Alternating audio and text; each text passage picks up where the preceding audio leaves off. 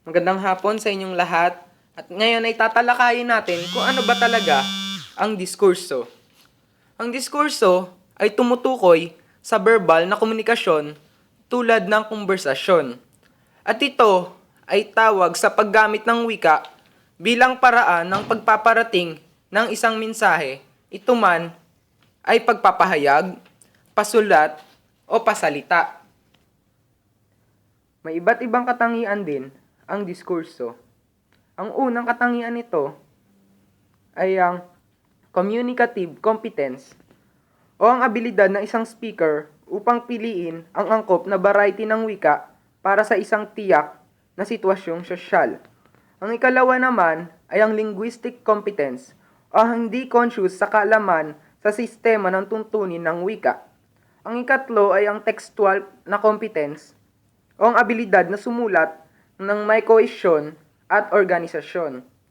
Ang ikaapat ay ang elocutionary competence o ang abilidad na magamit ng wika para sa ideyasyon at imahinasyon. May iba't ibang konteksto din ang diskurso. Ang una ay ang kontekstong interpersonal at ang halimbawa nito ay ang usapan ng magkaibigan. At ang pangalawang konteksto ay kontekstong panggrupo. At ang halimbawa naman nito ay ang pulong ng pamunuan ng isang samahang pang-mag-aaral. At ang pangatlong konteksto ay kontekstong pang-organisasyon.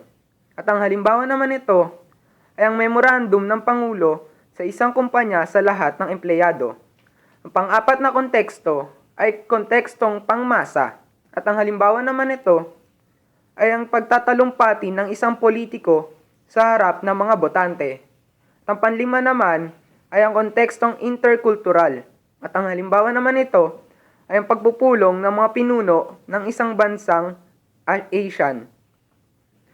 Ang kontekstong pangkasarian ay ang halimbawa naman nito ay ang pag-uusap ng isang mag-asawa.